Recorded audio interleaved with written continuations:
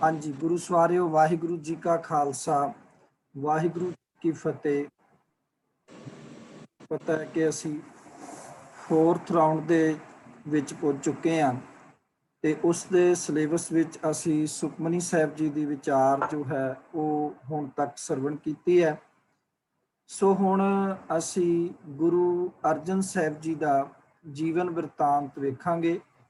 जी आवाज नहीं आ रही। ਗਾਥਾ ਤੇ ਸਿਧਾਂਤ श्री जी आवाज नहीं आ रही। वाहिगुरु जी, श्री गुरु अर्जन देव जी ਦਾ जो जीवन वृतांत बुक आप जी ਨੂੰ पीडीएफ सर आवाज नहीं आ रही।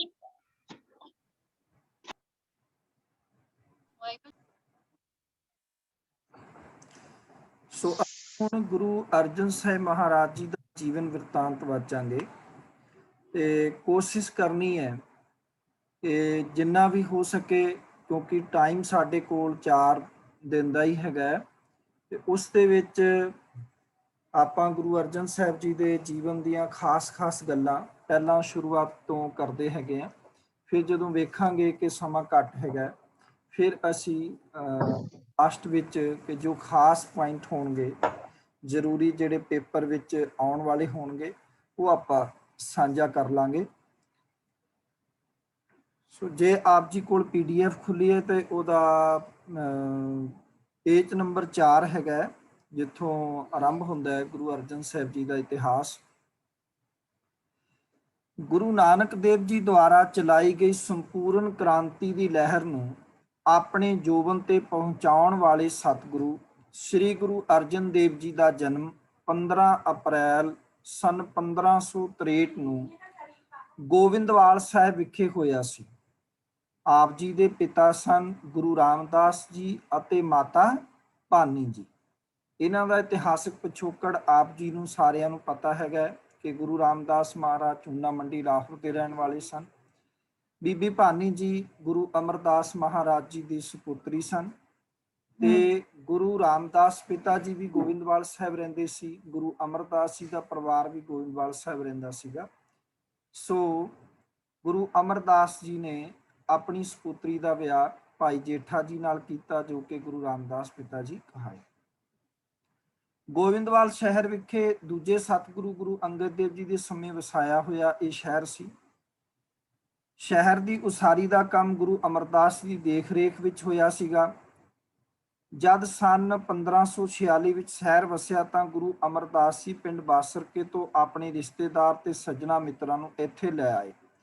ਇਹਨਾਂ ਵਿੱਚ ਗੁਰੂ ਰਾਮਦਾਸ ਜੀ ਵੀ ਸਨ ਜਿਨ੍ਹਾਂ ਦਾ ਨਾਨਕਾ ਪਿੰਡ ਬਾਸਰਕੇ ਸੀਗਾ। ਉਹ 7 ਵਰ੍ਹਿਆਂ ਦੀ ਉਮਰ ਵਿੱਚ ਯਤੀਮ ਹੋ ਗਏ ਸਨ। ਲਾਹੌਰ ਵਿੱਚ ਰਿਸ਼ਤੇਦਾਰਾਂ ਨੇ ਉਹਨਾਂ ਦੀ ਬਾਂਹ ਨਹੀਂ ਫੜੀ ਸੀ। ਉਹਨਾਂ ਦੀ ਨਾਨੀ ਉਹਨਾਂ ਨੂੰ ਬਾਸਰਕੇ ਲੈ ਆਈ। ਇੱਥੇ ਗੁਰੂ ਅਮਰਦਾਸ ਜੀ ਨਾਲ ਉਹਨਾਂ ਦੀ ਸਾਂਝ ਪੈ ਗਈ। ਇਹ ਸਾਂਝ ਹੀ ਉਹਨਾਂ ਨੂੰ ਗੋਬਿੰਦਵਾਲ ਲੈ ਆਈ ਹੈ। ਸਨ 1552 ਵਿੱਚ ਗੁਰੂ ਅਮਰਦਾਸ ਜੀ ਗੁਰੂ ਬਣੇ। ਗੁਰੂ ਰਾਮਦਾਸ ਜੀ ਆਪਣੇ ਉੱਚੇ ਸੁੱਚੇ ਗੁਣਾਂ ਕਾਰਨ ਤੇ ਕਾਲ ਸੇਵਾ ਵਾਲੇ ਜੀਵਨ ਕਾਰਨ ਗੁਰੂ ਅਮਰਦਾਸ ਜੀ ਦੇ ਮਨ ਵਿੱਚ ਵਿਸ਼ੇਸ਼ ਥਾਂ ਬਣ ਗਈ ਅਤੇ ਗੁਰੂ ਅਮਰਦਾਸ ਜੀ ਨੇ ਆਪਣੀ ਹੋਣਹਾਰ ਬੀਬੀ ਬੱਚੀ ਭਾਨੀ ਦਾ ਵਿਆਹ 1553 ਵਿੱਚ ਉਹਨਾਂ ਨਾਲ ਕਰ ਦਿੱਤਾ। ਇਸ ਸੁਭਾਗ ਜੋੜੀ ਦੇ ਘਰ 3 ਬੱਚੇ ਪੈਦਾ ਹੋਏ। ਨੋਟ ਕਰ ਲੈਣਾ। ਸਨ 1558 ਵਿੱਚ ਬਾਬਾ ਪ੍ਰਿਥੀ ਚੰਦ, 1560 ਦੇ ਵਿੱਚ ਬਾਬਾ ਮਹਾਦੇਵ ਤੇ ਸਨ 1563 ਵਿੱਚ ਗੁਰੂ ਅਰਜਨ ਸਾਹਿਬ ਮਹਾਰਾਜ। ਕੋਈ ਪੁੱਤਰੀ ਨਹੀਂ ਸੀ, ਕੇਵਲ 3 ਪੁੱਤਰ ਸਨ। ਬਾਣੀ ਕਾ ਬੋਹਿਤਾ ਗੁਰੂ ਅਰਜਨ ਦੇਵ ਜੀ ਸਭ ਤੋਂ ਪਹਿਲੇ ਗੁਰੂ ਸਨ ਜਿਨ੍ਹਾਂ ਨੂੰ ਜੰਮਦਿਆਂ ਹੀ ਗੁਰਮਤਿ ਦੀ ਗੁੜਤੀ ਮਿਲੀ ਹੈ। ਉਸ ਸਮੇਂ ਉਹਨਾਂ ਦੇ ਨਾਨਾ ਗੁਰੂ ਅਮਰਦਾਸ ਜੀ ਗੁਰਗੱਦੀ ਤੇ ਸ਼ੋਭਾਇਮਾਨ ਸਨ। ਗੁਰੂ ਅਰਜਨ ਦੇਵ ਜੀ ਉਹਨਾਂ ਦੀ ਗੋਦ ਵਿੱਚ ਹੀ ਪਲੇ। ਉਹ ਆਪਣੇ ਵੱਡੇ ਭਰਾਵਾਂ ਬਾਬਾ ਪ੍ਰਿਥੀ ਚੰਦ ਤੇ ਮਹਾਦੇਵ ਬਚਪਨ ਵਿੱਚ ਹੀ ਵੱਖਰੇ ਸੁਭਾਅ ਦੇ ਸਨ। ਇਸ ਸੁਭਾਅ ਦੇ ਕਾਰਨ ਹੀ ਉਹ ਗੁਰੂ ਅਮਰਦਾਸ ਜੀ ਦੇ ਵਿਸ਼ੇਸ਼ ਪਿਆਰ ਦੇ ਪਾਤਰ ਬਣੇ। ਨਾਨੇ ਦੋਤੇ ਦਾ ਪਿਆਰ ਇੰਨਾ ਵਧਿਆ ਕਿ ਗੁਰੂ ਅਮਰਦਾਸ ਜੀ ਦੀ ਸ਼ਖਸੀਅਤ ਦੇ ਉੱਚੇ ਸੁੱਚੇ ਗੁਣ ਬਾਲਕ ਗੁਰੂ ਅਰਜਨ ਦੇਵ ਜੀ ਦੇ ਮਨ ਵਿੱਚ ਥਾਂ ਬਣਾਉਣ ਲੱਗ ਪਏ। ਸੋ ਜਨਮ ਤੋਂ ਹੀ ਉਹਨਾਂ ਦੀ ਸ਼ਖਸੀਅਤ ਗੁਰਮਤਿ ਦੇ ਸੰਚੇ ਵਿੱਚ ਢਲਣ ਲੱਗ ਪਈ। ਉਹਨਾਂ ਨੂੰ ਗੁਰਮਤਿ ਦੀ ਇਹ ਖੁਰਾਕ ਆਪਣੇ ਨਾਨਾ ਗੁਰੂ ਅਮਰਦਾਸ ਜੀ ਤੋਂ 11.5 ਸਾਲ ਤੱਕ ਪ੍ਰਾਪਤ ਹੋਈ। 1 ਸਤੰਬਰ 1574 ਨੂੰ ਗੁਰੂ ਅਮਰਦਾਸ ਜੀ ਜੋਤੀ ਜੋਤ ਸਮਾ ਗਏ। ਬਾਲਕ ਗੁਰੂ ਅਰਜਨ ਦੇਵ ਜੀ ਦੇ ਮਨ ਵਿੱਚ ਬਾਣੀ ਨਾਲ ਸਾਂਝ ਅਤੇ ਗੁਰਮਤਿ ਪ੍ਰਤੀ ਪਿਆਰ ਨੂੰ ਵੇਖ ਕੇ ਗੁਰੂ ਅਮਰਦਾਸ ਜੀ ਨੇ ਆਖ ਦਿੱਤਾ ਸੀ ਕਿ ਦੋਤਾ ਬਾਣੀ ਕਾ ਬੋਹਿਤਾ। ਇਹ ਦੋਤਾ ਬਾਣੀ ਕਾ ਬੋਹਿਤਾ ਗੁਰੂ ਅਮਰਦਾਸ ਜੀ ਵੱਲੋਂ ਗੁਰੂ ਅਰਜਨ ਸਾਹਿਬ ਜੀ ਨੂੰ ਬਖਸ਼ਿਸ਼ ਹੋਈ ਕਹਿ ਲਈਏ, ਆਖਿਆ ਗਿਆ। ਗੁਰਬਾਣੀ ਦੇ ਪਿਆਰ ਨੇ ਜਿੱਥੇ ਗੁਰੂ ਅਰਜਨ ਦੇਵ ਜੀ ਦੇ ਮਨ ਨੂੰ ਸੁੰਦਰ ਬਣਾ ਦਿੱਤਾ ਸੀ, ਉੱਥੇ ਉਹ ਜਿਉਂ-ਜਿਉਂ ਜਵਾਨੀ ਵੱਲ ਵੱਧ ਰਹੇ ਸਨ, ਸਰੀਰ ਵੱਲੋਂ ਵੀ ਅਤ ਸੁੰਦਰ ਲੱਗਦੇ ਸਨ। ਉਹਨਾਂ ਦੀ ਨੁਹਾਰ ਬਾਰੇ ਪ੍ਰਿੰਸੀਪਲ ਸਤਵੀਰ ਸਿੰਘ ਜੀ ਲਿਖਦੇ ਹਨ, ਆਪ ਦਾ ਮੱਥਾ ਚੌੜਾ ਅਤੇ ਨੂਰਾਨੀ ਸੀ, ਨੈਣ ਲਿਸ਼ਕਦੇ ਸਨ, ਬੁੱਲ ਛੋਟੇ ਸਨ, ਪਰ ਜਦ ਕੁਝ ਬੋਲਦੇ ਤਾਂ ਇੰਜ ਪ੍ਰਤੀਤ ਹੁੰਦਾ ਕਿ ਅੰਮ੍ਰਿਤ ਝੜ ਰਿਹਾ ਹੈ। ਕੱਦ ਕਾਠ ਵੱਡਾ ਤੇ ਸਰੀਰ ਭਾਰਾ ਸੀ। ਆਪ ਦੇ ਪਿਤਾ ਗੁਰੂ ਰਾਮਦਾਸ ਨੇ ਗੁਰੂ ਅਮਰਦਾਸ ਜੀ ਦੇ ਕਹਿਣ ਤੇ ਸਨ 1570 ਵਿੱਚ ਮਾਝੇ ਦੇ ਕੇਂਦਰ ਵਿੱਚ ਧਰਮ ਪ੍ਰਚਾਰ ਦਾ ਨਵਾਂ ਕੇਂਦਰ ਅਥਵਾ ਨਵਾਂ ਨਗਰ ਵਸਾਉਣਾ ਆਰੰਭ ਕੀਤਾ, ਜੋ ਹੁਣ ਸ੍ਰੀ ਅੰਮ੍ਰਿਤਸਰ ਦੇ ਨਾਮ ਨਾਲ ਸੰਸਾਰ ਵਿੱਚ ਪ੍ਰਸਿੱਧ ਹੈ।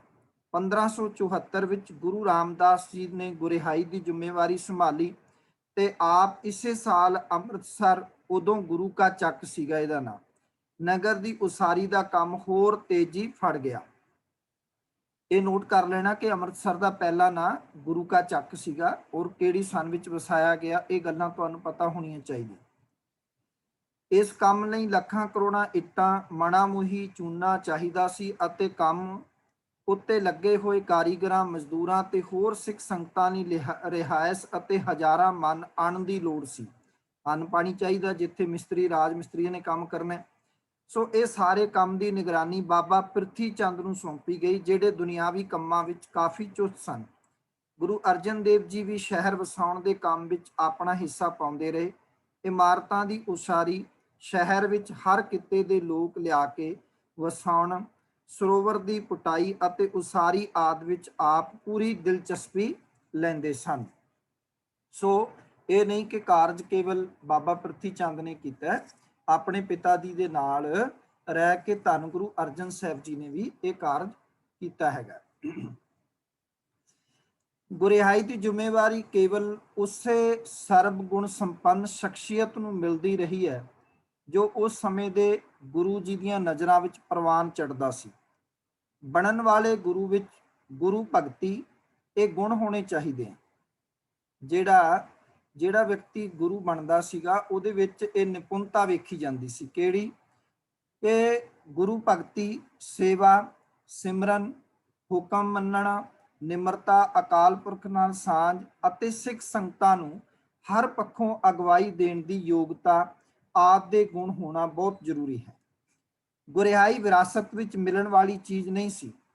ਇਸੇ ਲਈ ਗੁਰੂ ਨਾਨਕ ਪਾਤਸ਼ਾਹ ਨੇ ਆਪਣੇ ਪੁੱਤਰਾਂ ਦੀ ਥਾਂ ਆਪਣੇ ਸੇਵਕ ਭਾਈ ਲਹਿਣਾ ਜੀ ਨੂੰ ਗੁਰਿਹਾਈ ਦੀ ਜ਼ਿੰਮੇਵਾਰੀ ਬਖਸ਼ੀ ਸੀ ਅਤੇ ਗੁਰੂ ਅੰਗਦ ਦੇਵ ਜੀ ਨੂੰ ਆਪਣੇ ਪੁੱਤਰਾਂ ਦੀ ਥਾਂ ਉੱਤੇ ਆਪਣੇ ਸਿੱਖ ਬਾਬਾ ਅਮਰਦਾਸ ਜੀ ਨੂੰ ਗੁਰਿਹਾਈ ਦਿੱਤੀ।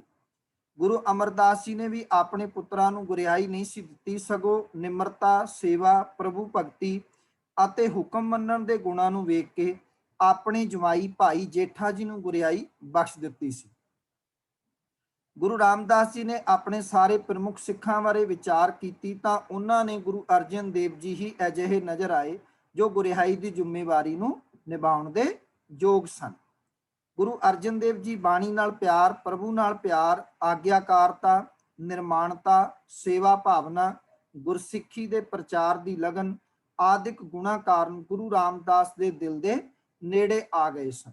ਇਹ ਕੇਵਲ ਕਹਿਣ ਮਾਤਰ ਗੱਲਾਂ ਨਹੀਂ ਹੈ, ਉਹਨਾਂ ਦਾ ਜੀਵਨ ਇਸ ਤਰ੍ਹਾਂ ਦਾ ਸੀਗਾ ਔਰ ਇਤਿਹਾਸ ਬੋਲਦਾ ਵੀ ਹੈ ਕਿ ਗੁਰੂ ਰਾਮਦਾਸ ਦਾ ਵੱਡਾ ਪੁੱਤਰ ਪ੍ਰਿਥੀ ਚੰਦ ਬਹੁਤ ਚਤੁਰ, ਸਿਆਣਾ ਤੇ ਪ੍ਰਬੰਧਕੀ ਕੰਮਾਂ ਵਿੱਚ ਮਾਹਿਰ ਸੀ। ਉਸ ਨੂੰ ਗੁਰੂ ਦਰਬਾਰ ਦਾ ਪ੍ਰਬੰਧ ਚਲਾਉਣ ਅਤੇ ਨਵੇਂ ਨਗਰ ਉਸਾਰਨ ਦੀ ਉਸਾਰੀ ਦੀ ਸੇਵਾ ਦਿੱਤੀ ਗਈ ਸੀ। ਰੁਪਏ ਪੈਸੇ ਆਦਿ ਦਾ ਸਾਰਾ ਪ੍ਰਬੰਧ ਵੀ ਉਸੇ ਦੇ ਹੱਥ ਸੀ। ਉਹ ਇਹ ਸਾਰੀ ਸੇਵਾ ਬੜੀ ਯੋਗਤਾ ਨਾਲ ਨਿਭਾਉਂਦਾ ਸੀ, ਪਰ ਉਸਦੇ ਮਨ ਵਿੱਚ ਸੱਚਾ ਧਰਮੀ ਬਣਨ ਦੀ ਲਗਨ ਘੱਟ ਸੀ। ਮਾਇਆ ਧਨ ਨਾਲ ਬਹੁਤ ਪਿਆਰ ਸੀ, ਮਾਣ ਵਡਿਆਈ ਦਾ ਵੀ ਭੁੱਖਾ ਸੀ। ਉਸ ਦੀ ਸਾਰੀ ਸੇਵਾ ਦਾ ਨਿਸ਼ਾਨਾ ਗੁਰਗੱਦੀ ਪ੍ਰਾਪਤ ਕਰਨਾ ਸੀ। ਪਰ ਗੁਰੂ ਪਿਤਾ ਦਾ ਗੁਰੂ ਅਰਜਨ ਦੇਵ ਜੀ ਨਾਲ ਵਧੇਰੇ ਪ੍ਰੇਮ ਵੇਖ ਕੇ ਉਸ ਨੂੰ ਬਹੁਤ ਈਰਖਾ ਹੁੰਦੀ ਸੀ। ਉਹ ਨਹੀਂ ਸੀ ਚਾਹੁੰਦਾ ਕਿ ਉਸ ਦਾ ਛੋਟਾ ਭਰਾ ਗੁਰਗੱਦੀ ਦਾ ਮਾਲਕ ਬਣੇ। ਇਸੇ ਲਈ ਉਸ ਨੇ ਗੁਪਤ ਤੌਰ ਤੇ ਚਾਲਾਂ ਵੀ ਚੱਲਣੀਆਂ ਸ਼ੁਰੂ ਕਰ ਦਿੱਤੀਆਂ, ਮਾਇਆ ਤੇ ਪੂਰਾ ਅਧਿਕਾਰ ਕਰ ਲਿਆ ਅਤੇ ਮਸੰਦਾਂ ਨੂੰ ਆਪਣੇ ਨਾਲ ਗੰਢ ਲਿਆ। ਉਸ ਨੇ ਗੁਰੂ ਰਾਮਦਾਸ ਜੀ ਨੂੰ ਵੀ ਗੱਲਾਂ ਗੱਲਾਂ ਵਿੱਚ ਇਹ ਕਹਿਣਾ ਸ਼ੁਰੂ ਕਰ ਦਿੱਤਾ ਸੀ ਕਿ ਗੁਰਗੱਦੀ ਉਸੇ ਨੂੰ ਮਿਲਣੀ ਚਾਹੀਦੀ ਹੈ, ਕਿਉਂਕਿ ਉਸ ਵਿੱਚ ਗੁਰੂ ਦਰਬਾਰ ਦਾ ਪ੍ਰਬੰਧ ਕਰਨ ਦੀ ਪੂਰੀ ਯੋਗਤਾ ਹੈ। ਜਦੋਂ ਵੇਖਦਾ ਕਿ ਗੁਰੂ ਰਾਮਦਾਸ ਜੀ ਉਸ ਦੀ ਗੱਲ ਨੂੰ ਧਿਆਨ ਨਾਲ ਨਹੀਂ ਸੁਣਦੇ ਤਾਂ ਉਹ ਸਗੋਂ ਖਰਮੇ ਬੋਲ ਵੀ ਬੋਲਦਾ ਗੁਰੂ ਰਾਮਦਾਸ ਜੀ। ਇਸ ਗੱਲ ਦਾ ਰੋਬ ਮਾਰਦਾ ਸੀ ਕਿ ਸਿੱਖ ਸੰਗਤਾਂ ਦੇ ਭੇਟਾ ਕੀਤੇ ਧਨ ਉੱਤੇ ਉਸ ਦਾ ਕੰਟਰੋਲ ਹੈ। ਹੌਲੀ ਹੌਲੀ ਉਹ ਗੁਰੂ ਪਿਤਾ ਨਾਲ ਲੜਨ ਝਗੜਨ ਲੱਗ ਪਿਆ। ਧੀਰਜ ਦੀ ਮੂਰਤ ਗੁਰੂ ਰਾਮਦਾਸ ਜੀ ਨੇ ਉਸ ਨੂੰ ਕਈ ਵਾਰ ਸਮਝਾਇਆ ਸੀ ਕਿ ਪਿਤਾ ਨਾਲ ਝਗੜਨਾ ਕੋਈ ਅਕਲਮੰਦੀ ਦੀ ਗੱਲ ਨਹੀਂ ਹੈ। ਜਿਸ ਨੇ ਜੰਮਿਆ ਹੈ, ਪਾਲਿਆ ਹੈ, ਪਲੋਸਿਆ ਤੇ ਵੱਡਾ ਕੀਤਾ ਹੈ, ਉਸ ਨਾਲ ਝਗੜਨਾ ਮੂਰਖਤਾ ਹੈ। ਗੁਰਬਾਣੀ ਦੇ ਵਿੱਚ ਵਾਕ ਨੇ ਗੁਰੂ ਰਾਮਦਾਸ ਜੀ ਦੇ ਦਰਜ, ਕਾਹੇ ਪੂਤ ਝਗਰਤ ਹੋ ਸੰਗ ਬਾਪ, ਜਿਨ ਕੇ ਜਨੇ ਬਡੀਰੇ ਤੁਮ ਹੋ, ਤਿਨ ਸੋ ਝਗਰਤ ਪਾਪ। ਗੁਰੂ ਜੀ ਨੇ ਪ੍ਰਿਥੀ ਚੰਦ ਨੂੰ ਇਹ ਵੀ ਸਮਝਾਇਆ ਕਿ ਜਿਸ ਮਾਇਆ ਦੇ ਕਬਜ਼ਾ ਕਰਕੇ ਤੂੰ ਹੰਕਾਰੀ ਬਣਿਆ ਪਿਆ, ਉਹ ਧਨ ਕਦੇ ਵੀ ਕਿਸੇ ਦਾ ਆਪਣਾ ਨਹੀਂ ਬਣਿਆ। ਮਾਇਆ ਦੇ ਚਸਕੇ ਦਾ ਨਸ਼ਾ ਇੱਕ ਖਿੰਨ ਪਲ ਦਾ ਹੈ ਔਰ ਉਤਰ ਜਾਂਦਾ ਹੈ। ਫਿਰ ਜਦੋਂ ਨਸ਼ਾ ਉਤਰਦਾ ਹੈ ਫਿਰ ਪਛਤਾਵਾ ਹੁੰਦਾ ਹੈ। ਪਾਤਸ਼ਾਹ ਕਹਿੰਦੇ ਨੇ, ਜਿਸ ਧਨ ਕਾ ਤੁਮ ਗਰਭ ਕਰਤ ਹੋ, ਸੋ ਧਨ ਕਿਸੈ ਨਾ ਆਪ, ਖਿਨ ਮੈਂ ਛੋੜ ਜਾਏ ਬਿਖਿਆਰਸ, ਤੋ ਲਾਗੈ ਪਛਤਾਪ। ਅਸਲ ਵਿੱਚ ਇਹ ਬਾਣੀ ਅੱਜ ਵੀ ਹੈ ਗੁਰੂ ਗ੍ਰੰਥ ਸਾਹਿਬ ਵਿੱਚ ਦਰਜ, ਤੇ ਅੱਜ ਪ੍ਰਿਥੀ ਚੰਦ ਤੇ ਸੁਣ ਨਹੀਂ ਰਿਹਾ, ਅੱਜ ਅਸੀਂ ਸੁਣ ਰਹੇ ਹਾਂ। ਇਹ ਬਾਣੀ ਸਾਨੂੰ ਸਿੱਖਿਆ ਦੇ ਰਹੀ ਹੈ। ਮੈਂ ਸਵੇਰੇ ਵੀ ਗੱਲ ਕੀਤੀ ਸੀ ਸੀਸਗੰਜ ਸਾਹਿਬ ਤੋਂ ਕਿ ਅੱਜ ਇਹ ਸਿੱਖਿਆ ਸਾਨੂੰ ਹੈ, ਸਾਡੇ ਵਾਸਤੇ ਹੈ ਕਿ ਕਾਹੇ ਪੂਤ ਝਗਰਤ ਹੋ ਸੰਗ ਬਾਪ, ਕਿ ਆਪਣੇ ਮਾਪਿਆਂ ਦੇ ਨਾਲ ਕਿਉਂ ਝਗੜਾ ਕਰਦੇ, ਚੰਦ ਰੁਪਿਆਂ ਨੂੰ ਲੈ ਕੇ, ਚੰਦ ਪੈਸਿਆਂ ਨੂੰ ਲੈ ਕੇ, ਕੁਝ ਮਾਇਆ ਨੂੰ ਲੈ ਕੇ ਕਿਉਂ ਤੁਸੀਂ ਮਾਪਿਆਂ ਨਾਲ ਝਗੜਾ ਕਰਦੇ। ਆਖਰਕਾਰ ਇਹ ਮਾਇਆ ਇੱਥੇ ਹੀ ਰਹਿ ਜਾਣੀ, ਨਾਲ ਕੁਝ ਨਹੀਂ ਜਾਣਾ ਹੈਗਾ। ਤੇ ਮਾਪਿਆਂ ਨਾਲ ਝਗੜਨਾ ਪਾਪ ਹੈ, ਬਹੁਤ ਵੱਡਾ ਪਾਪ ਗਿਣਿਆ ਗਿਆ। ਜਿਨ੍ਹਾਂ ਮਾਪਿਆਂ ਨੇ ਜਨਮ ਦਿੱਤਾ ਹੈ, ਜਿਨ੍ਹਾਂ ਮਾਪਿਆਂ ਨੇ ਪਾਲੇ ਪੋਸੇ ਹੈ, ਉਹਨਾਂ ਨਾਲ ਝਗੜਨਾ, ਪਾਤਸ਼ਾਹ ਕਹਿੰਦੇ ਨੇ, ਇਹ ਸਿਆਣਪ ਦੀ ਗੱਲ ਨਹੀਂ ਹੈ। ਸੋ ਗੁਰੂ ਅਰਜਨ ਦੇਵ ਜੀ ਤੇ ਪ੍ਰਿਥੀ ਚੰਦ ਦੀ ਸੋਚਣੀ ਦੇ ਜੀਵਨ ਵਿੱਚ ਜ਼ਮੀਨ ਅਸਮਾਨ ਦਾ ਅੰਤਰ ਸੀਗਾ। ਗੁਰੂ ਅਰਜਨ ਸਾਹਿਬ ਅੰਦਰ ਨਿਸ਼ਕਾਮਤਾ ਅਤੇ ਸਰਲਤਾ ਸੀ, ਪਰ ਬਾਬਾ ਪ੍ਰਿਥੀ ਚੰਦ ਅੰਦਰ ਸੁਆਰਥ ਕੁੱਟ-ਕੁੱਟ ਕੇ ਭਰਿਆ ਪਿਆ ਸੀ। ਪ੍ਰਿਥੀ ਚੰਦ ਦੀ ਨਿਰੀ ਦੁਨਿਆਵੀ ਚਤੁਰਤਾ ਗੁਰਗੱਦੀ ਲਈ ਜਿਹੜਾ ਹੈ ਉਹ ਸੀਗੀ ਕਿ ਵੀ ਗੁਰਗੱਦੀ ਚਾਹੀਦੀ ਹੈ, ਪਰ ਇਹ ਚੰਗਾ ਗੁਣ ਨਹੀਂ ਸੀ। ਇਸ ਲਈ ਗੁਰੂ ਰਾਮਦਾਸ ਜੀ ਨੇ 1581 ਵਿੱਚ ਗੁਰੂ ਅਰਜਨ ਦੇਵ ਜੀ ਨੂੰ ਗੁਰਿਹਾਈ ਦੀ ਜ਼ਿੰਮੇਵਾਰੀ ਸੌਂਪ ਦਿੱਤੀ। ਉਦੋਂ ਆਪ ਜੀ ਦੀ ਉਮਰ 18 ਸਾਲ 4 ਮਹੀਨੇ ਸੀ। ਸੋ ਜਦੋਂ ਗੁਰੂ ਅਰਜਨ ਸਾਹਿਬ ਜੀ ਨੂੰ ਗੁਰਗੱਦੀ ਮਿਲੀ ਭਰ ਜਵਾਨੀ ਦੇ ਵਿੱਚ, ਜਾਂ ਜਵਾਨੀ ਵਿੱਚ ਪੈਰ ਰੱਖਿਆ, 18 ਸਾਲ 4 ਮਹੀਨੇ ਗੁਰੂ ਅਰਜਨ ਸਾਹਿਬ ਜੀ ਦੀ ਉਦੋਂ ਆਰਬਲਾ ਸੀ ਜਦੋਂ ਗੁਰਤਾ ਗੱਦੀ ਮਿਲੀ। ਹੁਣ ਤੁਸੀਂ ਕਲਪਨਾ ਕਰਕੇ ਵੇਖੋ ਵੀ 18 ਸਾਲ ਦਾ ਨੌਜਵਾਨ, ਔਰ ਪਾਤਸ਼ਾਹ ਜੀ ਕਿਸ ਤਰ੍ਹਾਂ ਪੰਥ ਦੀ ਅਗਵਾਈ ਕਰਦੇ ਨੇ, ਬੜੇ ਕਮਾਲ ਦੇ ਢੰਗ ਨਾਲ। ਗੁਰਦੇਵ ਪਾਤਸ਼ਾਹ ਕਦੇ ਵੀ ਗਰਮ ਤੱਤੇ ਨਹੀਂ ਹੋਏ ਨੇ, ਭਾਵੇਂ ਪ੍ਰਿਥੀ ਚੰਦ ਬੜੀਆਂ ਵਧੀਕੀਆਂ ਕਰਦਾ ਰਿਹਾ, ਬੜੀਆਂ ਚਾਲਾਂ ਚੱਲਦਾ ਰਿਹਾ, ਪਰ ਐਨ ਸ਼ੀਤਲ ਸੁਭਾਅ ਦੇ, ਠੰਡੇ ਰਹੇ। ਸੋ ਗੁਰੂ ਰਾਮਦਾਸ ਜੀ ਨੇ ਭਰੇ ਦਰਬਾਰ ਵਿੱਚ ਗੁਰੂ ਅਰਜਨ ਦੇਵ ਜੀ ਨੂੰ ਮੱਥਾ ਟੇਕਿਆ ਤੇ ਬਾਕੀ ਸੰਗਤ ਨੇ ਵੀ ਐਵੇਂ ਹੀ ਕੀਤਾ। ਆਪ ਨੇ ਬਾਣੀ ਦਾ ਸਾਰਾ ਖਜ਼ਾਨਾ ਵੀ ਗੁਰੂ ਅਰਜਨ ਦੇਵ ਜੀ ਨੂੰ ਭੇਟਾ ਕਰ ਦਿੱਤਾ, ਜਿਸ ਵਿੱਚ ਉਹਨਾਂ ਦੀ ਆਪਣੀ ਬਾਣੀ ਤੋਂ ਸਿਵਾ ਗੁਰੂ ਨਾਨਕ ਦੇਵ, ਗੁਰੂ ਅੰਗਦ ਦੇਵ, ਗੁਰੂ ਅਮਰਦਾਸ ਅਤੇ ਭਗਤਾਂ ਦੀ ਬਾਣੀ ਸ਼ਾਮਲ ਸੀਗੀ। ਠੀਕ ਹੈ, ਸੋ ਇਹ ਗੱਲ ਕਲੀਅਰ ਹੈ, ਇੱਥੇ ਲਿਖੀ ਹੋਈ ਜੋ ਮੈਂ ਪੜ੍ਹ ਰਿਹਾ ਹੈਗਾ, ਸਵੇਰੇ ਵੀ ਮੈਂ ਗੱਲ ਕੀਤੀ ਹੈ ਕਿ ਬਾਣੀ ਪਹੁੰਚਾਉਣ ਦਾ ਤਰੀਕਾ, ਬਾਣੀ ਅੱਗੇ ਜਿਹੜੇ ਵੀ ਗੁਰੂ ਸਾਹਿਬਾਨ ਗੁਰਗੱਦੀ ਦਿੰਦੇ ਸੀ, ਉਹ ਆਪਣੀ ਬਾਣੀ ਦੀ ਪੋਥੀ ਆਉਣ ਵਾਲੇ ਸਤਿਗੁਰੂ ਦੀ ਝੋਲੀ ਪਾ ਦਿੰਦੇ ਸੀ। ਇੱਥੋਂ ਇਹ ਗੱਲਾਂ ਨਿਰਮੂਲ ਹੀ ਜਿਹੜਾ ਹੈ ਉਹ ਅਲੱਗ ਹੋ ਜਾਂਦੀਆਂ ਕਿ ਗੁਰੂ ਅਮਰਦਾਸ ਜੀ ਦੀਆਂ, ਗੁਰੂ ਰਾਮਦਾਸ ਜੀ ਦੀਆਂ ਪੋਥੀਆਂ ਉਹ ਬਾਬਾ ਮੋਹਨ ਜੀ ਕੋਲ ਰਹਿ ਗਈਆਂ, ਬਾਬਾ ਮੋਹਨ ਜੀ ਚੁਬਾਰੇ ਚੜ ਗਏ, ਫਿਰ ਗੁਰੂ ਅਰਜਨ ਸਾਹਿਬ ਜੀ ਨੇ ਉਹਨਾਂ ਦੀ ਉਸਤਤ ਵਿੱਚ ਸ਼ਬਦ ਗਾਇਨ ਕੀਤਾ, ਮੋਹਨ ਤੇਰੇ ਉੱਚੇ ਮੰਦਰ, ਐਸਾ ਬਹੁਤ ਸਾਰੇ ਲੇਖਕਾਂ ਨੇ ਲਿਖਿਆ ਹੈਗਾ। ਅਸਲ ਵਿੱਚ ਉਹ ਸ਼ਬਦ ਜਿਹੜਾ ਹੈਗਾ ਮੋਹਨ ਤੇਰੇ ਉੱਚੇ ਮੰਦਰ, ਉਹ ਰੱਬ ਦੀ ਉਸਤਤ ਹੈਗੀ ਹੈ, ਰੱਬ ਦੀ ਵਡਿਆਈ ਹੈਗੀ ਹੈ। ਇਹ ਗੁਰਤਾ ਗੱਦੀ ਦੇਣ ਦਾ ਢੰਗ ਗੁਰੂ ਪਾਤਸ਼ਾਹ ਗੁਰੂ ਨਾਨਕ ਸਾਹਿਬ ਜੀ ਨੇ ਸ਼ੁਰੂ ਤੋਂ ਚਲਾਇਆ ਕਿ ਤਿਤ ਮਹਿਲ ਜੋ ਸ਼ਬਦ ਹੁਆ ਸੋ ਪੋਥੀ ਗੁਰ ਅੰਗਦ ਜੋਗ ਮਿਲੀ, ਕਿ ਪਹਿਲੀ ਪੋਥੀ ਜੋ ਸੀ ਉਹ ਬਾਣੀ ਦੀ ਗੁਰੂ ਅੰਗਦ ਸਾਹਿਬ ਦੀ ਝੋਲੀ ਪਾ ਦਿੱਤੀ। ਇਸੇ ਤਰ੍ਹਾਂ ਸਿਲਸਿਲੇ ਵਾਈਜ਼ ਸਾਰੇ ਗੁਰੂਆਂ ਕੋਲ ਇਹ ਬਾਣੀ ਪੁੱਜਦੀ ਰਹੀ। ਸੋ ਗੁਰੂ ਅਰਜਨ ਸਾਹਿਬ ਜੀ ਕੋਲ ਗੁਰੂ ਰਾਮਦਾਸ ਜੀ ਨੇ ਆਪਣੀਆਂ ਪੋਥੀਆਂ ਬਾਣੀ ਦੀਆਂ ਹਵਾਲੇ ਕਰ ਦਿੱਤੀਆਂ। ਪ੍ਰਿਥੀ ਚੰਦ ਨੇ ਤਾਂ ਗੁਰੂ ਪਿਤਾ ਦੇ ਇਸ ਫੈਸਲੇ ਨੂੰ ਮੰਨਣਾ ਹੀ ਨਹੀਂ ਸੀ, ਕਿਉਂਕਿ ਉਹ ਤਾਂ ਗੁਰਗੱਦੀ ਉੱਤੇ ਆਪਣਾ ਅਧਿਕਾਰ ਸਮਝਦਾ ਸੀ। ਉਸਨੇ ਆਪਣੇ ਮਨ ਵਿੱਚ ਧਾਰ ਲਿਆ ਕਿ ਮਸੰਦਾਂ ਦੀ ਸਹਾਇਤਾ ਨਾਲ ਉਹ ਗੁਰਗੱਦੀ ਤੇ ਕਬਜ਼ਾ ਕਰੇਗਾ ਜਾਂ ਆਪਣੀ ਗੱਦੀ ਚਲਾਵੇਗਾ। ਪ੍ਰਿਥੀ ਚੰਦ ਜਿਹੜਾ ਹੈ ਇੱਥੋਂ ਹੋਰ ਵੀ ਜ਼ਿਆਦਾ ਈਰਖਾ ਕਰਨ ਲੱਗ ਪਿਆ ਤੇ ਉਸਨੇ ਇਹ ਸੋਚਿਆ ਕਿ ਮਸੰਦ ਮੇਰੇ ਨਾਲ ਨੇ, ਇਹਨਾਂ ਮਸੰਦਾਂ ਦੀ ਮਦਦ ਨਾਲ, ਸਹਾਇਤਾ ਨਾਲ ਮੈਂ ਗੁਰਤਾ ਗੱਦੀ ਤੇ ਬੈਠਾਂਗਾ। ਪਰ ਗੁਰੂ ਪਾਤਸ਼ਾਹ ਹੁਣ ਗੁਰਤਾ ਗੱਦੀ ਤੇ ਬਿਰਾਜਮਾਨ ਹੋ ਚੁੱਕੇ ਸੀ, ਗੁਰੂ ਅਰਜਨ ਸਾਹਿਬ ਮਹਾਰਾਜ। ਸੋ ਗੁਰੂ ਅਰਜਨ ਸਾਹਿਬ ਜੀ ਦੀ ਉਸਤਤ ਵਿੱਚ ਭੱਟਾਂ ਨੇ ਜਿਹੜਾ ਸਵਈਏ ਉਚਾਰਨ ਕੀਤੇ ਅਤੇ ਭੱਟਾਂ ਦੀ ਗੁਰੂ ਘਰ ਦੇ ਵਿੱਚ ਐਂਟਰੀ ਹੁੰਦੀ ਹੈ। ਜਿਵੇਂ ਅਸੀਂ ਜਾਣਦੇ ਹਾਂ ਕਿ ਗੁਰੂ ਗ੍ਰੰਥ ਸਾਹਿਬ ਜੀ ਦੇ ਵਿੱਚ ਜਿੱਥੇ 15 ਭਗਤਾਂ ਦੀ ਬਾਣੀ ਹੈ, ਜਿੱਥੇ 6 ਗੁਰੂ ਸਾਹਿਬਾਨ ਦੀ ਬਾਣੀ ਹੈ, 3 ਗੁਰਸਿੱਖਾਂ ਦੀ ਬਾਣੀ ਹੈ, ਉੱਥੇ 11 ਭੱਟਾਂ ਦੀ ਵੀ ਬਾਣੀ ਹੈ। ਇਹ ਭੱਟ ਕਦੋਂ ਆਏ, ਗੁਰੂ ਘਰ ਦੇ ਵਿੱਚ ਕਿਵੇਂ ਆਏ, ਇਹਦੀ ਡਿਟੇਲ ਦਿੱਤੀ ਹੋਈ ਹੈ ਕਿ ਗੁਰੂ ਅਰਜਨ ਸਾਹਿਬ ਜੀ ਨੂੰ ਗੁਰਿਆਈ ਦੇਣ ਮਗਰੋਂ ਗੁਰੂ ਰਾਮਦਾਸ ਜੀ ਗੋਬਿੰਦਵਾਲ ਆ ਗਏ ਤੇ ਨਾਲ ਗੁਰੂ ਅਰਜਨ ਸਾਹਿਬ ਜੀ ਨੂੰ ਲੈ ਆਏ। ਗੁਰਿਆਈ ਕਿੱਥੇ ਮਿਲੀ ਹੈ? ਅੰਮ੍ਰਿਤਸਰ ਸਾਹਿਬ। ਤੇ ਆਪਣੇ ਜੀਵਨ ਦੇ ਅੰਤਿਮ ਪੜਾਅ ਵਿੱਚ ਗੁਰੂ ਰਾਮਦਾਸ ਜੀ ਨੇ ਕਿਹਾ, ਬੇਟਾ ਮੈਂ ਗੋਬਿੰਦਵਾਲ ਸਾਹਿਬ ਜਾਣਾ ਚਾਹੁੰਦਾ। ਸੋ ਪਾਤਸ਼ਾਹ ਗੋਬਿੰਦਵਾਲ ਸਾਹਿਬ ਆ ਗਏ ਤੇ ਗੁਰੂ ਅਰਜਨ ਸਾਹਿਬ ਵੀ ਆਪਣੇ ਪਿਤਾ ਦੇ ਨਾਲ ਉਹਨਾਂ ਦਿਨਾਂ ਵਿੱਚ ਗੋਬਿੰਦਵਾਲ ਸਾਹਿਬ ਆ ਗਏ ਸਨ। ਕੁਝ ਦਿਨ ਮਗਰੋਂ ਗੁਰੂ ਰਾਮਦਾਸ ਜੀ 1 ਸਤੰਬਰ 1581 ਨੂੰ ਗੋਬਿੰਦਵਾਲ ਵਿਖੇ ਜੋਤੀ ਜੋਤ ਸਮਾ ਗਏ। ਭਾਈਚਾਰੇ ਦੀ ਮਰਿਆਦਾ ਅਨੁਸਾਰ 10ਵੇਂ ਦਿਨ ਦਸਤਾਰਬੰਦੀ ਦੀ ਰਸਮ ਹੋਣੀ ਸੀ। ਇਸ ਦਿਨ ਬਰਾਦਰੀ ਵਾਲੇ ਭਰੇ ਸਮਾਗਮ ਵਿੱਚ ਜਾਨਸ਼ੀਨ ਨੂੰ ਪੱਗ ਦਿੰਦੇ ਸਨ। ਇਸ ਦਾ ਭਾਵ ਹੁੰਦਾ ਹੈ ਕਿ ਜਿਸ ਪੁੱਤਰ ਨੂੰ ਪੱਗ ਦਿੱਤੀ ਗਈ ਹੈ, ਬਰਾਦਰੀ ਵਾਲੇ ਉਸ ਨੂੰ ਪਿਤਾ ਦੀ ਥਾਂ ਜਾਇਜ਼ ਹੱਕਦਾਰ ਮੰਨਦੇ ਹਨ। ਪੱਗ ਆਮ ਤੌਰ ਤੇ ਵੱਡੇ ਪੁੱਤਰ ਨੂੰ ਦਿੱਤੀ ਜਾਂਦੀ ਹੈ। ਇਹ ਸਾਡੇ ਘਰਾਂ ਵਿੱਚ ਵੀ ਰਿਵਾਜ ਹੈ, ਆਮ ਅਸੀਂ ਦੇਖਦੇ ਹੀ ਹਾਂ। ਪ੍ਰਿਥੀ ਚੰਦ ਨੂੰ ਗੁਰੂ ਰਾਮਦਾਸ ਜੀ ਦੇ ਜੋਤੀ ਜੋਤ ਸਮਾਉਣ ਦੀ ਖਬਰ ਭੇਜ ਦਿੱਤੀ ਗਈ ਸੀ ਅੰਮ੍ਰਿਤਸਰ। ਉਹ ਦਸਤਾਰਬੰਦੀ ਵਾਲੇ ਦਿਨ ਉਚੇਚੇ ਤੌਰ ਤੇ ਗੋਬਿੰਦਵਾਲ ਪੁੱਜੇ। ਉਹਨਾਂ ਨੂੰ ਡਰ ਸੀ ਕਿ ਕਿਤੇ ਬਰਾਦਰੀ ਵਾਲੇ ਗੁਰੂ ਅਰਜਨ ਦੇਵ ਜੀ ਨੂੰ ਹੀ ਪੱਗ ਨਾ ਦੇ ਦੇਣ, ਕਿਉਂਕਿ ਪਿਤਾ ਗੁਰੂ ਨੇ ਤਾਂ ਉਹਨਾਂ ਨੂੰ ਗੁਰਿਆਈ ਬਖਸ਼ ਕੇ ਪਹਿਲਾਂ ਹੀ ਆਪਣਾ ਉੱਤਰਾਧਿਕਾਰੀ ਥਾਪ ਦਿੱਤਾ ਹੈ। ਬਰਾਦਰੀ ਦੇ ਲੋਕਾਂ ਅਤੇ ਸਿੱਖ ਸੰਗਤਾਂ ਦੀ ਰਾਏ ਵੀ ਐਸੀ ਹੀ ਸੀ। ਪ੍ਰਿਥੀ ਚੰਦ ਨੇ ਜ਼ੋਰ ਦੇ ਕੇ ਆਖਿਆ, ਮੈਂ ਵੱਡਾ ਪੁੱਤਰ ਹਾਂ, ਇਸ ਲਈ ਪੱਗ ਮੈਨੂੰ ਹੀ ਮਿਲਣੀ ਚਾਹੀਦੀ ਹੈ। ਉਹ ਸਮਝਦਾ ਸੀ ਕਿ ਜੇ ਇੱਕ ਵਾਰ ਪੱਗ ਮਿਲ ਗਈ ਤਾਂ ਉਹ ਗੁਰਿਆਈ ਉੱਤੇ ਵੀ ਆਪਣਾ ਹੱਕ ਜਤਾ ਸਕੇਗਾ। ਉਧਰ ਬਰਾਦਰੀ ਵਾਲੇ ਇਸ ਗੱਲ ਤੇ ਅੜੇ ਰਹੇ ਕਿ ਪੱਗ ਗੁਰੂ ਅਰਜਨ ਦੇਵ ਜੀ ਨੂੰ ਦੇਣੀ ਹੈ। ਇਸ ਸਮੇਂ ਗੁਰੂ ਅਰਜਨ ਦੇਵ ਜੀ ਨੇ ਲੋਕਾਂ ਨੂੰ ਸਮਝਾ ਬੁਝਾ ਕੇ ਪੱਗ ਪ੍ਰਿਥੀ ਚੰਦ ਨੂੰ ਦਵਾ ਦਿੱਤੀ। ਯਾਦ ਰੱਖਣਾ, ਇਹਦੇ ਵਿੱਚ ਕਈ ਸਾਰਿਆਂ ਦਾ ਰੋਲ ਸੀਗਾ ਕਿ ਇੱਕ ਤੇ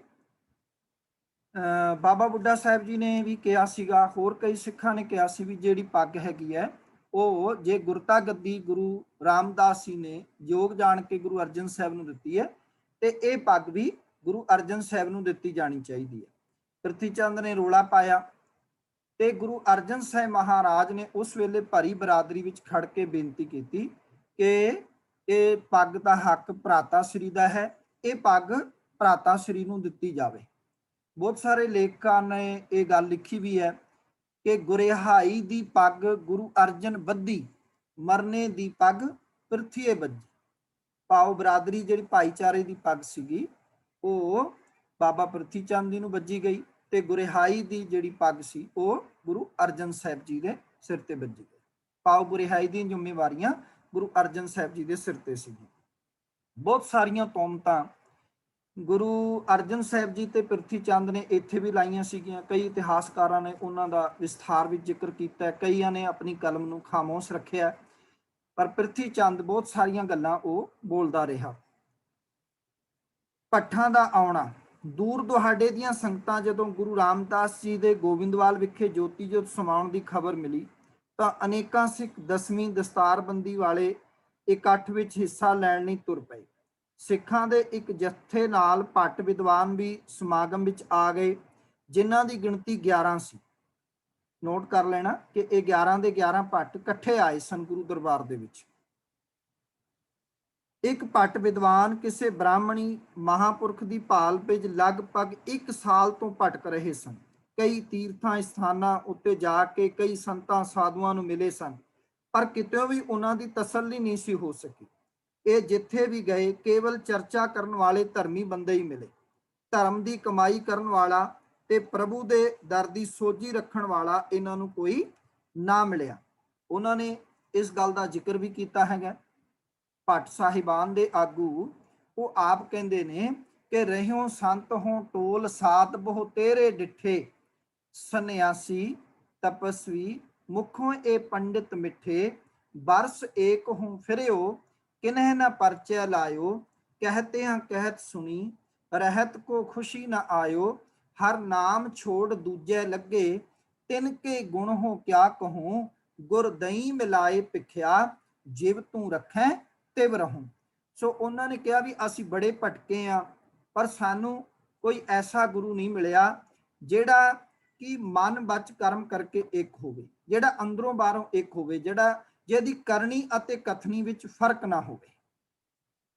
ਤੇ ਉਹ ਕਹਿੰਦੇ ਵੀ ਹੁਣ ਅਸੀਂ ਸੋਚ ਕੇ ਤਾਂ ਆਏ ਸੀ, ਜੋ ਸ਼ੋਭਾ ਅਸੀਂ ਰਾਹ ਵਿੱਚ ਸੁਣੀ ਸੀ। ਜਿਵੇਂ ਅਸੀਂ ਜਾਉਂਦੇ ਆ ਨਾ ਕਿਤੇ ਯਾਤਰਾ ਕਰਨ ਵਾਸਤੇ, ਤੇ ਅਸੀਂ ਸਾਡੇ ਬੱਚੇ ਜਦੋਂ ਗੱਲਾਂ ਕਰਦੇ ਨੇ, ਮੰਨ ਲਓ ਅਸੀਂ ਹਰਮੰਦਰ ਸਾਹਿਬ ਜਾ ਰਹੇ ਹਾਂ ਤੇ ਅਸੀਂ ਕਹਿੰਦੇ ਹਰਮੰਦਰ ਸਾਹਿਬ ਕਿੰਨਾ ਸੋਹਣਾ ਹੈ, ਕਿੰਨੇ ਪਾਤਸ਼ਾਹ ਰਹੇ, ਤੇ ਬੱਚੇ ਸਵਾਲ ਤੇ ਸਵਾਲ ਕਰੀ ਜਾਂਦੇ, ਅਸੀਂ ਉਹਨਾਂ ਦੇ ਜਵਾਬ ਦਿੰਦੇ ਹਾਂ, ਸਾਨੂੰ ਬੜੀ ਖੁਸ਼ੀ ਹੁੰਦੀ ਹੈ। ਸੋ ਬੱਚਿਆਂ ਦੇ ਮਨ ਵਿੱਚ ਕਲਪਨਾ ਹੁੰਦੀ ਹੈ। ਇਸ ਤਰ੍ਹਾਂ 11 ਦੇ 11 ਭੱਟਾਂ ਦੇ ਮਨ ਵਿੱਚ ਕਲਪਨਾ ਸੀ ਵੀ ਗੁਰੂ ਅਰਜਨ ਸਾਹਿਬ ਜੀ ਦੇ ਗੁਣਾਂ ਦੀ ਚਰਚਾ ਚੱਲ ਰਹੀ ਹੈ, ਵੀ ਉਹ ਬੜੇ ਸਿਆਣੇ ਨੇ, ਬੜੇ ਨਿਮਰਤਾ ਵਾਲੇ ਨੇ, ਬੜੇ ਧੀਰਜ ਵਾਲੇ ਨੇ, ਬੜੀ ਹਲੀਮੀ ਹੈ, ਗੁੱਸਾ ਉਹਨਾਂ ਨੂੰ ਨਹੀਂ ਆਉਂਦਾ। ਜਦੋਂ ਇਹ ਗੱਲਾਂ ਸੁਣੀਆਂ ਤੇ ਭੱਟਾਂ ਦੇ ਮਨ ਵਿੱਚ ਸੀ ਵੀ ਕੋਈ ਬਜ਼ੁਰਗ ਬੰਦਾ ਹੋਏਗਾ, ਪਰ ਜਦੋਂ ਅੱਗੇ ਵੇਖਿਆ ਤੇ 18 ਸਾਲ ਦਾ ਨੌਜਵਾਨ ਹੈ, ਔਰ ਅੱਗੇ ਵੇਖਿਆ ਨਜ਼ਾਰਾ ਤੇ ਪਾਤਸ਼ਾਹ ਦੇ ਵਿੱਚ ਨਿਮਰਤਾ ਕਿ ਭਰੀ ਬਰਾਦਰੀ 'ਚ ਖੜ ਕੇ ਕਹਿੰਦੇ ਨੇ ਕਿ ਇਹ ਜੇ ਇਸ ਪੱਗ ਨਾਲ ਭਰਾਤਾ ਪ੍ਰਿਥੀ ਚੰਦ ਦਾ ਸਰਦਾ ਹੈ ਤੇ ਪੱਗ ਭਰਾਤਾ ਨੂੰ ਦੇ ਦਿੱਤੀ ਜਾਏ। ਸੋ ਆਪ ਲੋਭ ਲਾਲਚ ਨਹੀਂ ਸੀਗਾ। ਜਦੋਂ ਉਹਨਾਂ ਨੇ ਵੇਖਿਆ ਤੇ ਉਹਨਾਂ ਦੇ ਅੰਦਰ ਆਪ ਮੁਹਾਰੇ ਜੋ ਕਵਿਤਾਵਾਂ ਨੇ ਜਨਮ ਲਿਆ, ਉਹਨੂੰ ਬਾਣੀ ਦਾ ਰੂਪ ਦਿੱਤਾ ਗਿਆ ਤੇ ਉਹਨਾਂ ਨੇ ਉਹਨੂੰ ਉਚਾਰਨ ਕੀਤਾ, ਲੋਕਾਂ ਨੂੰ ਦੱਸਿਆ ਤੇ ਕਿਹਾ ਰਹਿਓ ਸੰਤ ਹੋ ਟੋਲ ਸਾਧਬੋ ਤੇਰੇ ਡਿਠੇ, ਸੰਨਿਆਸੀ ਤਪਸੀ ਮੁਖੋਂ ਇਹ ਪੰਡਿਤ ਮਿੱਠੇ, बरस एक हूँ फिरियो किन्ह न परचय लायो, कहते हैं कहत सुनी रहत को खुशी न आयो, हर नाम छोड़ दूजे लगे तिनके गुण हो क्या कहो, गुर दही मिलाए पिखिया जिव तू रखें तिव रहूं। ਸਿੱਖਾਂ ਦੇ ਜੱਥੇ ਤੋਂ ਭੱਟ ਵਿਦਵਾਨਾਂ ਨੇ ਰਸਤੇ ਵਿੱਚ ਗੁਰੂ ਪਾਤਸ਼ਾਹ ਜੀ ਦੀ ਸਿਫਤ ਸਲਾਹ ਅਨੇਕਾਂ ਗੱਲਾਂ ਸੁਣੀਆਂ ਸਨ। ਉਹਨਾਂ ਦਾ ਖਿਆਲ ਸੀਗਾ ਕਿ ਵੀ ਪਾਤਸ਼ਾਹ ਤੇ ਬਹੁਤ ਵੱਡੀ ਉਮਰ ਦੇ ਹੋਣਗੇ, ਪਰ ਵੇਖਿਆ ਕਿ ਮੇਰੇ ਪਾਤਸ਼ਾਹ ਤੇ ਨੌਜਵਾਨ ਨੇ, ਪਰ ਕਮਾਲ ਦਾ ਠਹਿਰਾव ਹੈ, ਹਲੀਮੀ ਹੈ, ਠੰਡਕ ਹੈ, ਪਿਆਰ ਹੈ। ਉਹ ਗਦਗਦ ਕਰ ਉੱਠੇ। ਇਹਨਾਂ ਨੇ ਭੱਟਾਂ ਦੇ ਸਵਈਆਂ ਦੇ ਉਚਾਰਨ ਕੀਤੇ ਤੇ ਉਹਨਾਂ ਨੇ ਗੁਰੂ ਪਾਤਸ਼ਾਹ ਦੀ ਸ਼ੋਭਾ ਕੀਤੀ। ਤੇ ਉਹਨਾਂ ਨੇ ਜਦੋਂ ਗੁਰੂ ਅਰਜਨ ਸਾਹਿਬ ਜੀ ਦੀ ਸ਼ੋਭਾ ਵਿੱਚ ਕਿਹਾ ਤੇ ਉਹਨਾਂ ਨੇ ਕਮਾਲ ਕਰ ਦਿੱਤਾ। ਉਹ ਕਹਿੰਦੇ ਨੇ ਸਿਮਰਨ ਸੋਈ ਪੁਰਖ ਅਚਲ ਅਬਨਾਸੀ। ਇਹ ਗੁਰੂ ਅਰਜਨ ਸਾਹਿਬ ਜੀ ਦੀ ਉਸਤਤ ਵਿੱਚ ਪਹਿਲਾ ਸਵਈ ਹੈ। ਸਿਮਰਨ ਸੋਈ ਪੁਰਖ ਅਚਲ ਅਬਨਾਸੀ, ਜਿਸ ਸਿਮਰਤ ਦੁਰਮਤ ਮਲ ਨਾਸੀ, ਸਤਗੁਰ ਚਰਨ ਕਮਲ ਰਿਦ ਧਾਰੰਗ, ਗੁਰ ਅਰਜੁਨ ਗੁਣ ਸਹਿਜ ਵਿਚਾਰੰਗ। ਕਹਿਣ ਲੱਗੇ ਸਤਿਗੁਰੂ ਦੇ ਚਰਨਾਂ ਕਮਲਾਂ ਨੂੰ ਆਪਣੇ ਹਿਰਦੇ ਵਿੱਚ ਧਾਰ ਕੇ ਅਸੀਂ ਗੁਰੂ ਅਰਜਨ ਸਾਹਿਬ ਜੀ ਦੇ ਹੌਲੀ ਹੌਲੀ ਗੁਣ ਵਿਚਾਰ ਕਰ ਰਹੇ ਹਾਂ। ਇਹ ਸੰਗਤ ਜੀ ਤੁਹਾਨੂੰ ਦੱਸਾਂਗੇ। ਕਹਿਣ ਲੱਗੇ ਸਤਿਗੁਰ ਚਰਨ ਕਮਲ ਰਿਦ ਧਾਰੰਗ, ਗੁਰ ਅਰਜੁਨ ਗੁਣ ਸਹਿਜ ਵਿਚਾਰੰਗ, ਗੁਰ ਰਾਮਦਾਸ ਘਰ ਕੀਓ ਪ੍ਰਗਾਸਾ, ਸਗਲ ਮਨੋਰਥ ਪੂਰੀ ਆਸਾ, ਤੈ ਜਨਮਤ ਗੁਰਮਤ ਬ੍ਰਹਮ ਪਛਾਣਿਓ, ਕੱਲੇ ਜੋੜ ਕਰ ਸੁਜਸ ਬਖਾਣੀ। ਸੋ ਭੱਟ ਸਾਹਿਬਾਨ ਨੇ ਇਸ ਤਰ੍ਹਾਂ ਵਡਿਆਈ ਕੀਤੀ। ਉਹਨਾਂ ਨੇ ਕਿਹਾ ਗੁਰ ਰਾਮਦਾਸ ਘਰ ਕੀਓ ਪ੍ਰਗਾਸਾ, ਸਗਲ ਮਨੋਰਥ ਪੂਰੀ ਆਸ। ਸਾਰੇ ਮਨੋਰਥ ਪੂਰੇ ਹੋ ਗਏ, ਸਾਰੀਆਂ ਆਸਾਵਾਂ ਪੂਰਨ ਹੋ ਗਈਆਂ। ਉਹ ਕਹਿੰਦੇ ਨੇ ਸਦ ਜੀਵਨ ਅਰਜੁਨ ਅਮੋਲ ਆਜੋਨੀ ਸੰਭੋ, ਭੈ ਪੰਜਨ ਪਰ ਦੁੱਖ ਨਿਵਾਰ ਅਪਾਰ ਅਨਭਉ, ਅਗਹ ਗਹਿਣ ਭ੍ਰਮ ਪਾਂਤ ਦਹਿਣ, ਸੀਤਲ ਸੁਖ ਦਾਤੋ ਆਸੰਭੋ ਉਦਵਿਓ ਪੂਰਨ ਪੁਰਖ ਪੂਰਨ ਵਿਧਾਤੋ। ਉਹ ਕਹਿੰਦੇ ਨੇ ਕਿ ਗੁਰੂ ਅਰਜਨ ਸਾਹਿਬ ਆਪ ਅਮੁੱਲ, ਉਹਨਾਂ ਦਾ ਮੁੱਲ ਨਹੀਂ ਪੈ ਸਕਦਾ। ਕਹਿਣ ਲੱਗੇ ਜੂਨਾ ਤੋਂ ਰਹਿਤ ਪ੍ਰਕਾਸ਼ ਹਰੀ ਦਾ ਰੂਪ ਹਨ। ਗੁਰੂ ਅਰਜਨ ਦੇਵ ਭੈ ਦੂਰ ਕਰਨ ਵਾਲਾ, ਪਰਾਏ ਦੁੱਖ ਦੂਰ ਕਰਨ ਵਾਲਾ, ਬੇਅੰਤ ਅਤੇ ਗਿਆਨ ਦਾ ਸਰੂਪ ਹੈ। ਆਪ ਦੀ ਉਸ ਹਰੀ ਤੱਕ ਪਹੁੰਚ ਹੈ ਜੋ ਜੀਵਾਂ ਦੀ ਪਹੁੰਚ ਤੋਂ ਪਰੇ ਹੈ। ਸੋ ਮੈਂ ਤੇ ਚਾਹਾਂਗਾ ਕਿ ਇੱਕ ਵਾਰ ਜ਼ਰੂਰ, ਅੱਜ ਤੱਕ ਤੁਸੀਂ ਬੜੀ ਵਾਰ ਸਹਿਜ ਪਾਠ ਕੀਤਾ ਹੋਣਾ, ਅਖੰਡ ਪਾਠ ਸੁਣੇ, ਪਰ ਆਪ ਤੁਸੀਂ ਇੱਕ ਵਾਰ ਇਹ ਭੱਟਾਂ ਦੇ ਸਵਈਏ ਪੜੋ, ਦਰਸ਼ਨ ਕਰੋ। ਇਸ ਤਰ੍ਹਾਂ ਕਮਾਲ ਦੀ ਉਹਨਾਂ ਨੇ ਉਸਤਤ ਕੀਤੀ। ਜਦੋਂ ਤੁਸੀਂ ਆਪ ਪੜੋਗੇ ਨਾ ਤੇ ਤੁਹਾਨੂੰ ਵੱਖਰਾ ਨਜ਼ਾਰਾ ਆਏਗਾ ਕਿ ਵਾਕਈ ਮੇਰੇ ਪਾਤਸ਼ਾਹ ਜੀ ਜਿਹੜਾ ਹੈ ਇਸ ਵਡਿਆਈ ਦੇ ਯੋਗ ਨੇ। ਉਹ ਕਹਿੰਦੇ ਨੇ ਗੁਰ ਅਰਜਨ ਪੁਰਖ ਪ੍ਰਮਾਣ ਪਾਰਥੋ ਚੱਲੇ ਨਹੀਂ, ਨੇਜਾ ਨਾਮ ਨਿਸ਼ਾਨ ਸਤਗੁਰ ਸ਼ਬਦ ਸਵਾਰਿਓ। ਸੋ ਮੈਂ ਤੁਹਾਨੂੰ ਸਾਰੇ ਪੜ੍ਹ ਕੇ ਸੁਣਾ ਦਿੰਦਾ। ਧਰਨ ਗਗਨ ਨਵਖੰਡ ਮੈਂ ਜੋਤ ਸਰੂਪੀ ਰਹਿਓ ਭਾਰ, ਭਨ ਮਥੁਰਾ ਕਛ ਭੇਦ ਨਹੀਂ, ਗੁਰੂ ਅਰਜਨ ਪ੍ਰਥਕ ਹਰ। ਉਹ ਕਹਿੰਦੇ ਨੇ ਗੁਰ ਨਾਨਕ ਸਚ ਨੀਵ ਸਾਚ, ਸਤਗੁਰ ਸੰਗ ਲੀਣਾ, ਗੁਰ ਅਰਜਨ ਘਰ ਗੁਰੂ ਰਾਮਦਾਸ ਅਪਰੰਪਰ ਬੀਣਾ। ਕਈ ਵਾਰ ਅਸੀਂ ਇਹਨੂੰ ਕਾਲ ਕਾਲ ਵਿੱਚ ਨਾ ਛੇਤੀ ਪੜ ਜਾਂਦੇ, ਇਹਨੂੰ ਪੜ ਜਾਂਦੇ ਆ ਗੁਰ ਅਰਜਨ ਘਰ ਗੁਰ ਰਾਮਦਾਸ ਅਪਰੰਪਰ ਬੀਣਾ, ਵਿਸਰਾਮ ਗਲਤ ਹੋ ਜਾਂਦਾ। ਗੁਰੂ ਅਰਜਨ ਸਾਹਿਬ ਦੇ ਘਰ ਗੁਰੂ ਰਾਮਦਾਸ ਨਹੀਂ, ਗੁਰੂ ਰਾਮਦਾਸ ਦੇ ਘਰ ਗੁਰੂ ਅਰਜਨ ਸਾਹਿਬ ਪ੍ਰਗਟ ਹੋਏ। ਸੋ ਇਹਦਾ ਵਿਸਰਾਮ ਪੜਨਾ ਹੈ ਗੁਰੂ ਅਰਜਨ ਘਰ ਗੁਰ ਰਾਮਦਾਸ ਅਪਰੰਪਰ ਬੀਣਾ। ਠੀਕ ਹੈ। ਅੱਗੇ ਕਹਿੰਦੇ ਨੇ ਜੋਤ ਰੂਪ ਹਰ ਆਪ, ਗੁਰ ਨਾਨਕ ਕਹਾਇਓ, ਤਾਂ ਤੇ ਅੰਗਦ ਭਇਓ, ਤਤ ਸਿਉ ਤਤ ਮਿਲਾਇਓ, ਅੰਗਦ ਕਿਰਪਾ ਧਾਰ, ਅਮਰ ਸਤਗੁਰ ਥਿਰ ਕੀਓ, ਅਮਰਦਾਸ ਅੰਮ੍ਰਿਤ ਛਾਤਰ, ਗੁਰ ਰਾਮਹਿ ਦੀਓ, ਰਾਮਦਾਸ ਦਰਸ਼ਨ ਪਰਸ, ਕਹਿ ਮਥੁਰਾ ਅੰਮ੍ਰਿਤ ਬੈਣ, ਮੂਰਤ ਪੰਚ ਪ੍ਰਮਾਣ ਪੁਰਖ, ਗੁਰ ਅਰਜਨ ਭਿੱਖੋ ਨੇ। ਉਹਨਾਂ ਨੇ ਕਿਹਾ ਗੁਰੂ ਅਰਜਨ ਦੇਵ ਜੀ ਦੁੱਖਾਂ ਨੂੰ ਦੂਰ ਕਰਨ ਵਾਲੇ ਤੇ ਪਰਾਈ ਪੀੜਾ ਨੂੰ ਹਰਨ ਵਾਲੇ ਨੇ, ਦੁੱਖ ਹਰਨ ਵਾਲੇ ਨੇ। ਉਹ ਕਹਿੰਦੇ ਨੇ ਭੈ ਭੰਜਨ ਪਰ ਪੀਰ ਨਿਵਾਰਨ, ਕਲ ਸਹਾਰ ਤੋਹੇ ਜਸ ਬਖਤਾ, ਕੁਲ ਸੋਡੀ ਗੁਰ ਰਾਮਦਾਸ ਤਨ, ਧਰਮ ਤੁਜਾ ਅਰਜੁਨ ਹਰ ਭਗਤਾ। ਕਹਿੰਦੇ ਨੇ ਧਰਮ ਧੀਰ ਗੁਰਮਤ ਗੰਭੀਰ, ਪਰ ਦੁਖ ਵਿਸਾਰਨ, ਸ਼ਬਦ ਸਾਰ ਹਰ ਸਮ ਉਧਾਰ, ਅਹੰਗਮੇਵ ਨਿਵਾਰ। ਉਹ ਕਹਿੰਦੇ ਨੇ ਗੁਰੂ ਪਾਤਸ਼ਾਹ ਦਾ ਰਾਜ ਅਤੇ ਜੋਗੀ ਹਨ। ਕਹਿੰਦੇ ਗੁਰੂ ਰਾਮਦਾਸ ਤਨ ਸਰਬ ਮਹਿ, ਸਹਿਜ ਚੰਦੋਆ ਤਾਣਿਓ, ਗੁਰ ਅਰਜਨ ਕਲ ਉਚਰੈ, ਤੈ ਰਾਜ ਜੋਗ ਰਸ ਜਾਣੇ, ਗੁਰ ਪਰਚੈ ਪ੍ਰਵਾਨ, ਰਾਜ ਮੈਂ ਜੋਗ ਕਮਾਇਓ, ਧਨ ਧਨ ਗੁਰੂ ਧਨ, ਅਪਰ ਸਰ ਸੁਪਰ ਪਰਾਇਓ। ਗੁਰੂ ਜੀ ਉੱਚੇ ਆਤਮਿਕ ਗੁਣਾਂ ਵਾਲੇ ਹਨ, ਭਰਪੂਰ ਗੁਣਾਂ ਦੇ ਧਾਰਨੀ ਹਨ। ਕਹਿੰਦੇ ਨੇ ਖੇਲ ਗੂੜੋ ਕੀਓ ਹਰ ਰਾਏ, ਸੰਤੋਖ ਸਮਾਚਰਿਓ, ਬਿਮਲ ਬੁੱਧ ਸਤਗੁਰ ਸਮਾਣਿਓ, ਆਜੋਨੀ ਸੰਭਿਓ, ਸੁਜਸ ਕਲ ਕਵੀਨ ਵਖਾਣਿਓ। ਕਹਿੰਦੇ ਸਦ ਜੀਵਨ ਅਰਜੁਨ ਅਮੋਲ, ਆਜੋਨੀ ਸੰਭੋ, ਭੈ ਭੰਜਨ ਪਰ ਦੁਖ ਨਿਵਾਰ, ਅਪਾਰ ਅਨਪੋ, ਅਮਿਓ ਰਸਨਾ ਬਦਨ ਬਰਦਾਤ, ਅਲਖ ਅਪਾਰ ਗੁਰਸੂਰ, ਸ਼ਬਦ ਹੋਮੈ ਨਿਵਾਰਿਓ, ਪੰਚਹਾਰੋ ਨਿਦਲਿਓ, ਸੁਨ ਸਹਿਜ ਨਿਜ ਘਰ ਸਹਾਰਿਓ। ਆਖਿਰ ਵਿੱਚ ਕਹਿੰਦੇ ਨੇ ਕਿ ਭੰਨ ਮਥੁਰਾ, ਮਥੁਰਾ ਭਗਤ ਜੀ ਕਹਿੰਦੇ ਨੇ ਭੰਨ ਮਥੁਰਾ ਮੂਰਤ ਸਦਾ ਥਿਰ, ਲਾਏ ਚਿਤ ਸਨਮੁਖ ਰਹੋ, ਕਿ ਗੁਰੂ ਪਾਤਸ਼ਾਹ ਜੀ ਦੇ ਸਨਮੁਖ ਖਲੋਤਾ ਰਹੋ।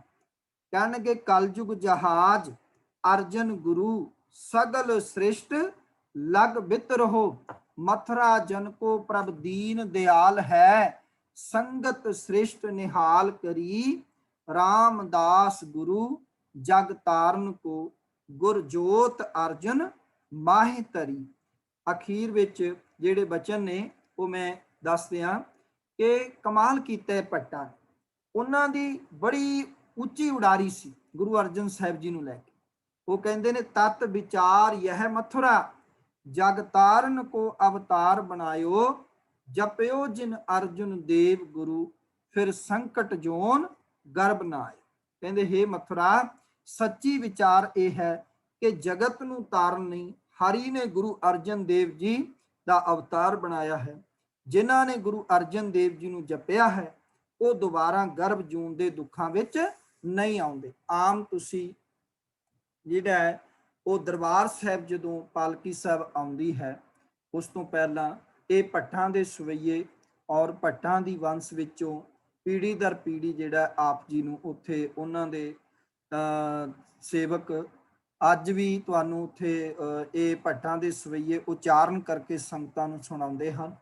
ਸੋ ਸਾਰੇ ਹੀ ਗੁਰੂ ਸਾਹਿਬਾਨ, ਗੁਰੂ ਨਾਨਕ ਸਾਹਿਬ ਮਹਾਰਾਜ, ਗੁਰੂ ਅੰਗਦ ਸਾਹਿਬ ਮਹਾਰਾਜ, ਗੁਰੂ ਅਮਰਦਾਸ ਜੀ, ਗੁਰੂ ਰਾਮਦਾਸ ਜੀ, ਗੁਰੂ ਅਰਜਨ ਸਾਹਿਬ ਜੀ ਦੀ ਉਸਤਤ ਵਿੱਚ ਜੋ ਭੱਟਾਂ ਨੇ ਬਾਣੀ ਉਚਾਰਨ ਕੀਤੀ ਉਹਨੂੰ ਭੱਟਾਂ ਦੇ ਸਵਈਏ ਕਿਹਾ ਜਾਂਦਾ ਹੈ। ਤੇ ਉਹਨਾਂ ਨੇ ਵਡਿਆਈ ਕੀਤੀ ਹੈ, ਉਸਤਤ ਕੀਤੀ ਹੈ ਮਾਲਕ ਦੀ। ਸੋ ਇਹ ਗੁਰੂ ਅਰਜਨ ਸਾਹਿਬ ਜੀ ਦੇ ਬਾਬਤ ਕੁਝ ਸਵਈਏ ਸੀਗੇ। ਇਹਨਾਂ ਦੀ ਕਿੰਨੀ ਗਿਣਤੀ ਹੈ? ਔਰ ਗੁਰੂ ਅਰਜਨ ਸਾਹਿਬ ਜੀ ਨੇ ਵੀ ਸਵਈਏ ਉਚਾਰਨ ਕੀਤੇ ਨੇ। ਗੁਰੂ ਗ੍ਰੰਥ ਸਾਹਿਬ ਜੀ ਦੇ ਵਿੱਚ ਜਿੱਥੋਂ ਸਵਈਆਂ ਦੀ ਆਰੰਭਤਾ ਹੁੰਦੀ ਹੈ ਪਹਿਲਾਂ ਗੁਰੂ ਅਰਜਨ ਸਾਹਿਬ ਵੱਲੋਂ ਉਚਾਰਨ ਕੀਤੇ ਹੋਏ ਨੇ ਸਵਈਏ ਮੁੱਖ ਵਾਕ ਮਹਿਲਾ ਪੰਜਵਾਂ। ਤੇ ਉਹਨਾਂ ਨੂੰ ਵੀ ਤੁਸੀਂ ਵੇਖ ਲੈਣਾ ਤੇ ਇਹਨਾਂ ਸਵਈਆਂ ਨੂੰ ਵੀ ਵੇਖ ਲੈਣਾ, ਫਿਰ ਆਪ ਜੀ ਨੂੰ ਪਤਾ ਲੱਗੇਗਾ ਕਿਵੇਂ ਵਡਿਆਈ ਕੀਤੀ ਹੈ, ਕਿਵੇਂ ਉਸਤਤ ਕੀਤੀ ਹੈ। ਸੋ ਅੱਜ ਦੀਆਂ ਇੰਨੀਆਂ ਕੁ ਬੇਨਤੀਆਂ ਪ੍ਰਵਾਨ ਕਰ ਲੈਣੀਆਂ, ਹੋਈਆਂ ਭੁੱਲਾਂ ਦੀ ਖਿਮਾ। ਵਾਹਿਗੁਰੂ ਜੀ ਕਾ ਖਾਲਸਾ, ਵਾਹਿਗੁਰੂ ਜੀ ਕੀ ਫਤਿਹ।